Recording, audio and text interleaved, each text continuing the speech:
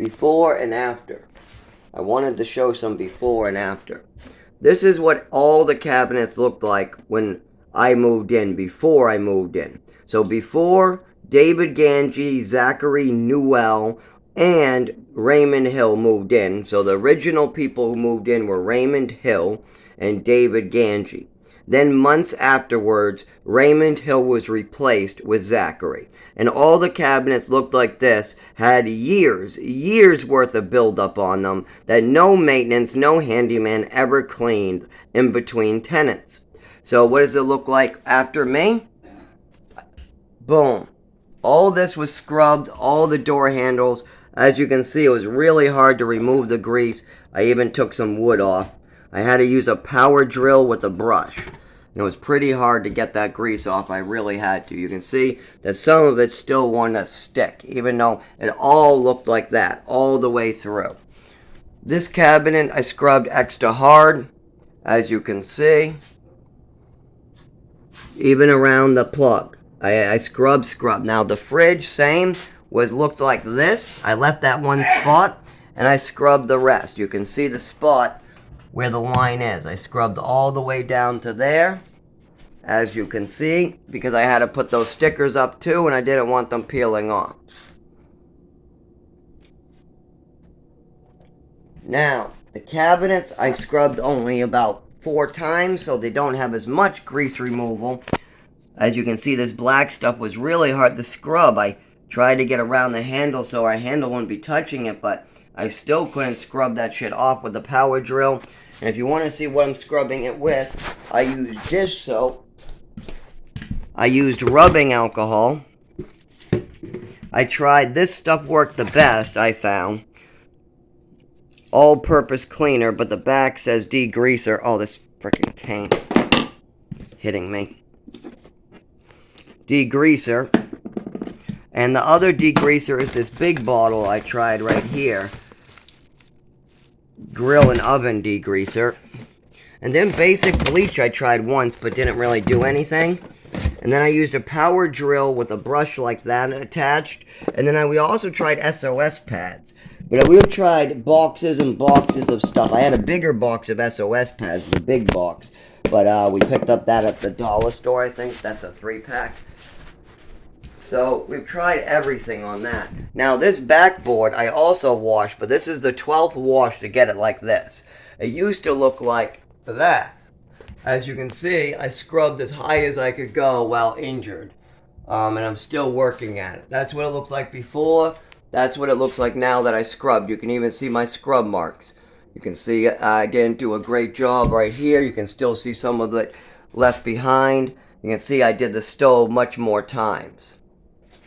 Okay, and I'm still working on the walls. After 6 years of being in here, there's at least 12 years of work here that the landlords did not to maintain. Now you see this new tile they put up? It will be ruined because they haven't looked at the video of what the pipes are doing. So it will take about a year, but I'll have mold growing from a leak there whenever 2 pipes get ran at the same time. The problem is that the leak only comes, as you can see on the videos, when 2 pipes come. And let's see this. He measured for windows, but the window sills, what he's going to do, make us sick and drill out my stuff? Is that what he plans on doing? Plans on drilling out the window sills while we're in here? Because he also ripped it open and we've inhaled a bunch of that black mold that you can see on camera. So they just slapped another tile up. So within the year, we'll have more problems. And as you can see, he measured this window. What is he going to do? Chop out the window while we're living here? Or put in a piece of glass and call it fixed? How is he going to fix that? And as you can see, the phone just got smashed because that fell on my hand. So there's nothing. He's just going to slap up some more shit and have us breathing it in or have us freezing to death again. And this is the game they play. They're just playing a fucking game. They need to move out tenants into a hotel or out for about a month as they rip out windows, put in new pipes, and get rid of the infestations on 3 floors. It's that simple. They gotta do these things on the landlord's budget as well. We didn't do these things. We moved in 6 years ago. These are like 15 years of damage, of neglect by the landlord. But they're gonna bankrupt all of us. David will be bankrupt by the end of the year. And it is a lot to do with this landlord. Now, David's also 84, and the town of Rochester has let him suffer and take advantage of me while a landlord continues to take advantage of him and me. Now, David doesn't know how to control himself when it comes to money. So when a judge tells David, hold on to your rent money, or when I tell him, okay, I'm going to get a welfare payment in 6 weeks, hold on to your rent money because when the check's there, you got to pay your half of the rent. David does not have his rent money. It's gone. He spent it. It's disappeared. And he can't figure out any way to come up with the rent money and all of a sudden. So he owes $1,000 in rent. I have a check in my hand from welfare for $1,000. I'm going back to work in 2 weeks. But now I got a problem. How do we get David 2 months rent? How do we get him? The rent's $1,400 for this place, but there's $600 in hidden costs every month.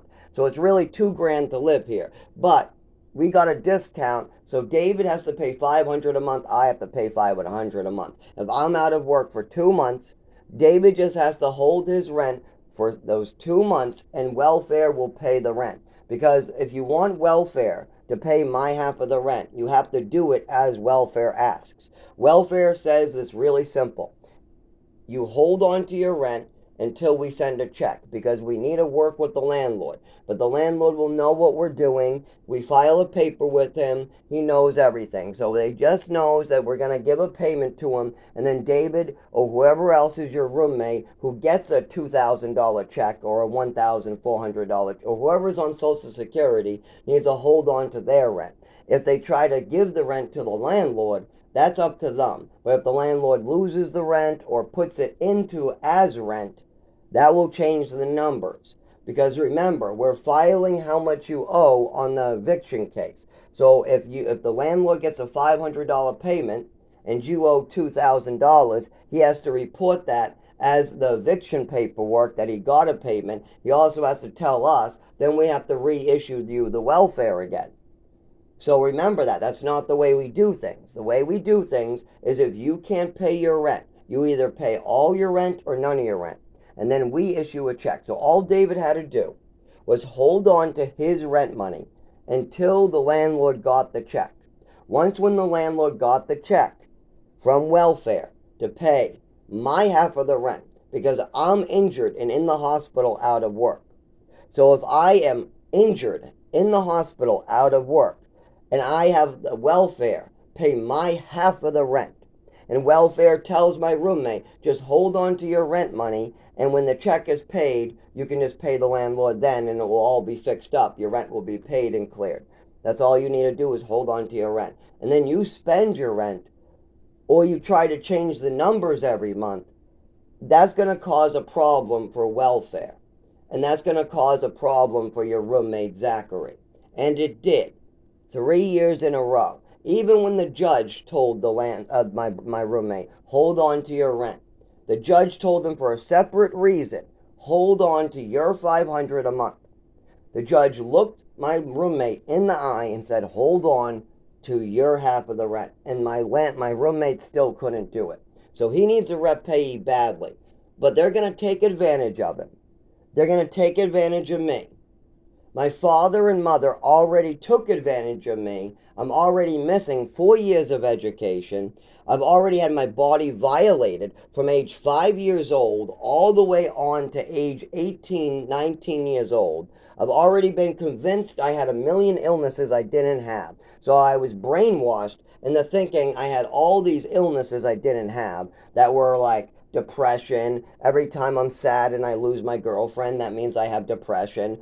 And if I bump in the furniture because I have a neurological disorder, that means actually I'm self-harming by bumping in the furniture and falling down on my bike. That's called self-harming, my mother said. Oh, and when I win a swimming medal in the orphanage because they brought me to the YMCA, That apparently means I have attachment disorder. And all these other weird, made up stories my mother would try to convince me I had illnesses for. Oh, and if I play with action figures and I make the action figures have voices, like, okay, we gotta rob, we gotta get into and we gotta go down and get Fort Knox's gold. Okay, bam, bam, bam, bam, bam. Okay, jump off the cliff. Ooh, okay. Oh, we're winning. Okay, now we're gonna get on the plane. We're gonna jump off the plane. Woo! Kids play like that. Bunch of action figures shooting each other. GI Joes and okay, we gotta go into the jungles and we gotta save the princess and whatever. Kids playing with Legos and action figures. Apparently, if a kid plays with action figures or Legos and makes the Lego or action figure have a voice, that means you're schizophrenic, my mother said. Now, that's bullshit to confuse a child and confuse everybody. No, a child playing with action figures does not mean he's schizophrenic. No, here's a sign that you are schizophrenic. If you hear voices in your head, more than one that aren't yours, then you might be schizophrenic. But I only have one voice, and that's my own. That's it. I got my own thought. That's it. I got one voice. I got one thought process. I got one me. That's it. So, that's it. Just because I want to play with toys on the floor at age 12, no mother should be coming over there, chasing her child around the house, wagging her finger. No, no, no, I want you on pills. No, no, no, I want you on pills. No, you repeat this lie. No, you repeat this lie. No, you better fucking say this. You better say this. That's the mother's